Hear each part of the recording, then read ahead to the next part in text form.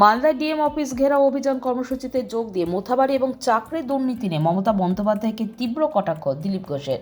DM office ঢোকার মুখে বাধা পেয়ে সভামঞ্চ থেকেই মমতা এবং অভিষেককে কটাক্ষ। দিলীপ ঘোষ বলেন, যেমন হাসিনার বাড়ি লুট হয়েছে, মমতার বাড়ি লুট হবে। 8,000 লোক মমতার বাড়ি যাবে, তখন মমতার ভাইপো গঙ্গায় ঝাঁপ দেবে। হাত ঘুরে ঘুরে সমস্ত টাকা গেছে কালীঘাটের বাড়ি। পশ্চিমবঙ্গের কিছু কিছু জায়গায় ছোট ছোট বাংলাদেশ পাকিস্তান তৈরি হয়েছে। এখন ধীরে ধীরে সিরিয়ার মতো পরিস্থিতির সৃষ্টি হচ্ছে।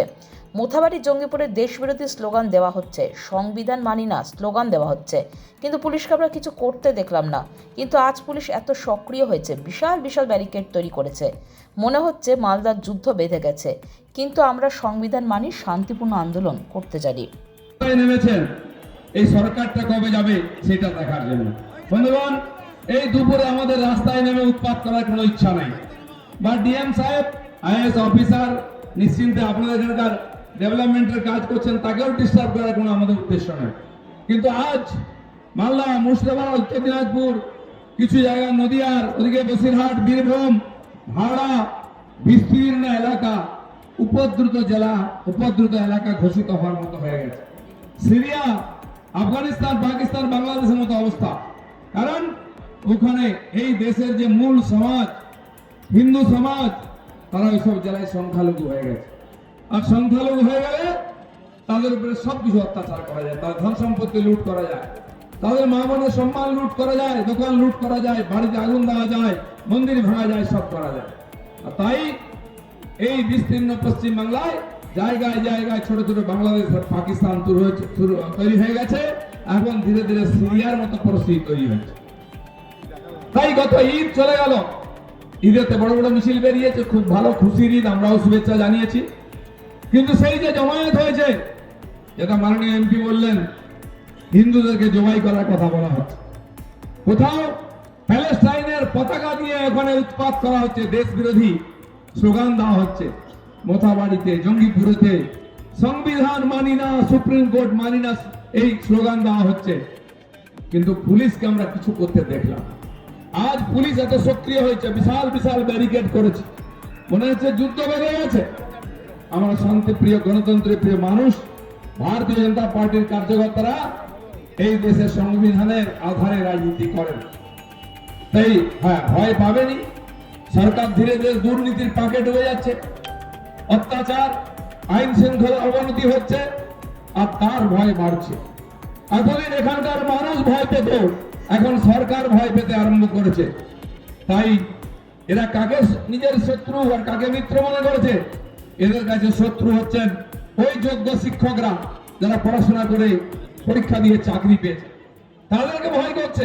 তারা খালি হাতে গেছেন, বম বন্দুক নিয়ে যাননি, আগুন জ্বালাতে যাননি, তাদের বক্তব্য রাখতে গেছিলেন, তাদের প্রতি অবিচার হয়েছে ডিআই অফিসে। আপনারা টিভির পর্দায় দেখেছেন পুলিশ তাদের সঙ্গে কি ব্যবহার করছে। একজন মাস্টারমশাইকে প্রকাশ্য রাজপথে লাথ মারছে, পেটে লাথ আর পিঠে লাঠি মারা হচ্ছে, পেটে লাথি, পিঠে লাথি মারা হচ্ছে প্রকাশ্যে। তার কলার ধরে দেখা যাবে ওই পুলিশের ছেলে মেয়েকে এরকম মাস্টারমশাই পড়ান, টিউশনে পড়ান, স্কুলেও পড়ান। আজ আমি জানি না এদের মাস্টারদের কাছে উনি পড়েছেন কিনা। আজ পশ্চিম বাংলায় শিক্ষা ব্যবস্থা কোথায় পৌঁছেছে, টিচারদের প্রতি এই সরকারের যে ব্যবহার, তারা দেখে বোঝা যায়। ধর্মতলায় প্রাইমারি টিচাররা একসময় অবস্থান করছিলেন, পুলিশ তাদেরকে কলার ধরে গাড়িতে তুলে নিয়ে গেছিল মারতে মারতে। এরা আজকে সরকারের শত্রু হচ্ছেন এই শিক্ষকরা। এসএসসি পাস করে হাজার হাজার ছেলে মেয়ে বসে আছে, তাদের চাকরি নেওয়া হচ্ছে না, তারা রাস্তায় ধর্ণা দিচ্ছে। এরা হচ্ছে এই সরকারের শত্রু। আমরা এই টিচারদের কথা, যারা ডিএ পায়নি সরকারি কর্মচারী, তাদের কথা বলে আন্দোলন করছি। আমরা সরকারের শত্রু হয়ে গেছি। সরকারের বন্ধুকে যারা মোথাবাড়িতে হিন্দু বাড়িঘর লুট করলো, থানা ভাঙলো, গাড়ি জ্বালালো, তারা যারা জঙ্গিপুরেতে সংবিধান মানে না বলে স্লোগান দিল, বাড়িঘর ভাঙলো, থানা জ্বালিয়ে দিল, তারা এই সরকারের বন্ধু। তাই পুলিশ তার উপর লাঠি চালায় না, কেস দেয় না, অ্যারেস্ট করে না।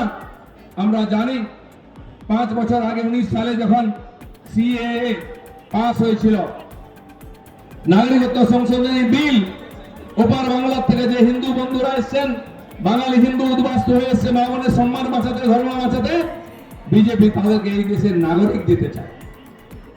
এই লোকেদের ভোট নিয়ে সিপিএম কংগ্রেস টিএমসি রাজত্ব করেছে 70 বছর, তাদেরকে নাগরিকত্ব দেয়নি। বিজেপি নাগরিকত্ব দিতে গেছিল, বিল নিয়ে এসে আইন করেছে, নাগরিকত্ব দেওয়া শুরু হয়ে গেছে, কিন্তু সেই আইনের বিরুদ্ধে পশ্চিমবঙ্গে সবচেয়ে বিরোধিতা হয়েছে। বিরোধিতা শুধু নয়, এই ধরনের হিংসক আন্দোলন, বেলডাঙ্গা স্টেশন পুড়িয়ে দেওয়া হলো, ট্রেন ফেটানো হলো, বাস ফেটানো হলো, রেল লাইন উপরে দেওয়া হলো, কারা করেছে? এই এরাই, যারা ওপার বাংলার থেকে রোহিঙ্গা অনুপ্রবেশকারীরা এসছে, যাদেরকে টিএমসির লোকেরা রেশন কার্ড করে দিচ্ছে, আধার কার্ড করে দিচ্ছে, ভোটার কার্ড করে দিচ্ছে। 62 লক্ষ আধারে রেশন কার্ড বাতিল হয়েছে। তারা কারা? তারা এখানে থাকে না, কার্ড হয়ে গেছে, ওপারেও কার্ড এপারেও কার্ড। তাই আজ সে জঙ্গিপুরে হোক, মোথাবাড়িতে হোক, যে সাম্প্রদায়িক হিংসা হচ্ছে, খালি এ পাশের লোকেরা নয়, ওপার বাংলা থেকে এসছে, যারা ওখানে হাসিনাকে তাড়াবার জন্য রাস্তায় আন্দোলন করেছিল, যারা ওখানে পুলিশকে মেরেছে, যারা বিধান তাদের লোকসভা লুট করেছে, প্রধানমন্ত্রীর বাড়ি লুট করেছে, এই ধরনের দুষ্কৃতকারীরা পশ্চিম বাংলায় ঢুকছে। মমতা ব্যানার্জি ঢুকতে দিচ্ছেন, এখনো 500 কিলোমিটার জায়গা তার কাঁটার বেড়া দেওয়া হয়নি, কারণ কেন্দ্র সরকার টাকা দিলেও রাজ্য সরকার জমি দিচ্ছে না। এই জন্য দিচ্ছে না যে উপাস থেকে এসে এখানে উৎপাত করবে, ভয় দেখাবে, ভোটের সময় ভোট দেবে, রিগিং করবে, লুট করবে, তাদের জন্য খোলা ছুট দেওয়া হয়েছে। তাই বন্ধুগণ, মুথাবাড়ি খালি একটা ছোট্ট ঘটনা নয়। তাই স্লোগান উঠেছে, আমার বাড়ি তোমার বাড়ি, আমার বাড়ি তোমার বাড়ি। তো বন্ধুগণ, মুথাবাড়ির যে হিন্দুরা ওখানে লড়াই করে বেঁচে আছেন, তারা সংখ্যায় কম, সংখ্যালঘু, তাই তাদের উপরে ওখানকার সংখ্যাগুরুরা অত্যাচার করছে। এরকম পশ্চিম বাংলার গ্রামে গঞ্জে এই ধরনের ঘটনা ঘটে চলেছে।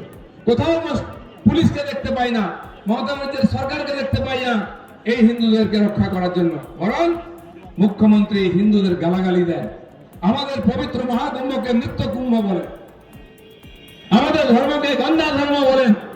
তার মানসিক স্থিতি কি আছে, তার ইচ্ছা কি আছে, আমরা এই কথা থেকে বুঝতে পারি। আজ দেখুন, সেই স্বাধীনতার আগের থেকে এখানে মুসলিম কোষণ চলেছে, হিন্দুদের উপর অত্যাচার চলেছে, বারবার দাঙ্গার নামে গণহত্যা হয়েছে, গ্রেট ক্যালকাটা কিলিং হয়েছে, 30,000 হিন্দুকে হত্যা করা হয়েছে, অত্যাচার করেছে, পুলিশ অত্যাচার করছে, ছাড়া পাননি। আর এপার বাংলায় হিরণময় প্রভুকে ঘাটালে অত্যাচার করেছে, ঘাড়ে মারা হয়েছে, তিনি হসপিটালে ছিলেন, ছাড়া পেয়েছেন, সরকার সিকিউরিটি দেয়নি।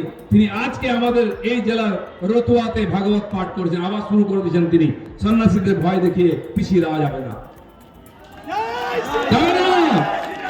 যেমন স্বাধীনতা আন্দোলনেতে সমাজের সমস্ত স্তরের লোকেরা নেমেছিলেন, সন্ন্যাসীরা বিদ্রোহ করেছিলেন, আদিবাসী, বনবাসী, এসসি এসটিরা আন্দোলন করেছিলেন, চুয়াড় বিদ্রোহ নাম দিয়েছিল ব্রিটিশরা, শিক্ষিত অশিক্ষিত সবাই আন্দোলন করেছিল। আজকেও বাংলায় যে হিন্দু জাগরণ চলছে, সেখানে আমাদের মতো রাজনৈতিক কর্মী থেকে আরম্ভ করে, আদিবাসী থেকে আরম্ভ করে, সাধু সন্ন্যাসী সবাই এগিয়ে আসছেন। দেখুন, আমাদের কথা শুনে মহারাজ নন্দী চলে আসছেন, শিবের বাহন, মহাদেব তার নন্দীকে পাঠিয়ে দিয়েছেন আপনাদের সঙ্গে, ভয় পাবেন না। তাই বন্ধুগণ, আজ আমরা রাস্তায় নেমেছি, এখানকার এই দুর্নীতি, যার কারণ হচ্ছে এই 26,000 শিক্ষকের চাকরি যাওয়া। এখন হাজার হাজার শিক্ষক 4 বছর 5 বছর কলকাতার রাজপথের ধারে বসে বসে ধর্ণা দিচ্ছেন, তাদের ভবিষ্যৎ অন্ধকার হয়ে যাচ্ছে। যে টিচাররা আজকে স্কুলে বসে টিচার স্টুডেন্টদের পড়াবার কথা ছিল, তারা রোদ্রে বসে ধর্ণা দিচ্ছেন। এই জন্য আমরা আরজি করের যে ঘটনা, সেটা হচ্ছে দুর্নীতি, এবং দুর্নীতিকে চাপা দেওয়ার জন্য এই খুন আর ধর্ষণ। আর দ্বিতীয় হচ্ছে সাম্প্রদায়িক হিংসা, পুলিশের হিংসা।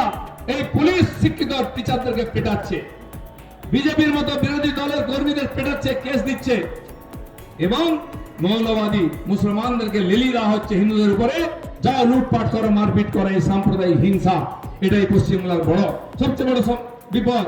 আর এর কারণ হচ্ছে আমাদের মুখ্যমন্ত্রী মমতা ব্যানার্জি। তাই তিনি যতদিন ক্ষমতায় থাকবেন, না তো হিংসা বন্ধ হবে, না তো দুর্নীতি বন্ধ হবে, না এই অপশাসন বন্ধ হবে। এখানকার পুলিশের বীরত্ব যত, নিরীহ শান্ত ভদ্রলোকের উপর লাঠি পেটা করবে। এই উগ্রপন্থী মৌলবাদী মুসলমানরা জায়গায় জায়গায় আগুন জ্বালাচ্ছে, বাড়িঘর জ্বালাচ্ছে, তার উপরে লাঠি চালাবার হিম্মত নাই। কালকে যেমন কলকাতায় হয়েছে, বাস থামিয়ে গেরো পতাকা নামিয়ে দিয়েছে সিদ্দিকুল্লাহর ছেলেরা। তার আগের দিন নদিয়াতে পুলিশের গলা টিপে ধরেছে একজন মৌলবাদী লুঙ্গিবাজ, সে ছবি এসেছে। তো যদি পুলিশকে পেটানো হয়, পুলিশের থানা জ্বালানো হয়, পুলিশ যদি আলমারির পেছনে টেবিলের তলায় ঢুকায়, তাহলে আমাদের সুরক্ষা কে দেবে? আমাদের মা বোনেদের সুরক্ষা কে দেবে? এই সমাজের সুরক্ষা কে দেবে? আমাদের সুরক্ষা আমাদের বাড়ির এই যুবক ছেলেরা দেবে। কি দেবে? তো হিন্দু সমাজ তার নিজের সুরক্ষার দায়িত্ব তুলে নেবে, যেটা মোথাবাড়িতে করেছে, কালিয়াচকে করেছে। আমি পরশুদিন কাঁদির থেকে আসছিলাম, 200-300 জন দাঁড়িয়ে আছে বাস স্ট্যান্ডে। কেন? আমাকে মালা পরাবে, সম্বর্ধনা দেবে। আমি রামনবমী হয়েছে কিনা বলো, নাহলে মালা পরবো না। বলে 10,000 লোকের মিছিল বার করেছে। যেখানে হিন্দুদের বাড়ি লুট করে আগুন দেওয়াটা ফ্যাশন ছিল, আজ সেখানে হাজার হাজার হিন্দু রাস্তায় জয় শ্রীরাম বলে বেরোচ্ছে, হাতে লাঠি নিয়ে, তলোয়ার নিয়ে। এটাই বাংলার হিন্দু সমাজের সুরক্ষা। তাই প্রত্যেকটি হিন্দু যুবককে আমি বলছি, যে সম্মান নিয়ে মাথা উঁচু করে আসতে চান, যদি মা বোনের সম্মান, ধন সম্পত্তি সুরক্ষিত করতে চান, যদি বাংলা ছেড়ে আবার উদ্বাস্তু হতে না চান, তুলে নিন হাতিয়ার, নিজের উৎসব পরব হিম্মতের সঙ্গে মানান। আমাদের 33 কোটি দেবী দেবতা, তারা কেউ সম্প্রীতির গল্প বলেননি। পরিত্রাণায় সাধুনা বিনাশায় চ দুষ্কৃতম ধর্ম সংস্থাপনার্থায় সম্ভবামি যুগে যুগে। মালদা, মুর্শিদাবাদ, নদিয়া, দিনাজপুর, এখানকার হিন্দু বাঘের মুখে বসে আছে। আপনাদেরকে ঘরের মুরগির মতো যখন তখন কাটা হচ্ছে, এর প্রতিবাদ করতে হবে, প্রতিকার করতে হবে, প্রতিশোধ নিতে হবে। ভারতীয় জনতা পার্টি আপনাদের সঙ্গে আগে ছিল, এখন আছে, আগামী দিনে থাকবে। যতক্ষণ না এই চোরের সরকার, এই ডাকাতের সরকার, দুষ্কৃতকারী সাম্প্রদায়িক সরকার যাচ্ছে, লড়াই চলবে। 250 জন প্রাণ দিয়েছে, আরো 250 জন প্রাণ দেবে। পশ্চিমবাংলার পরিবর্তন করে সোনার বাংলা তৈরি করব। বাংলাদেশ হতে দেবো না, দেবো না, দেবো না। জয় শ্রীরাম, জয় Shriram. Euro news Bangla Times.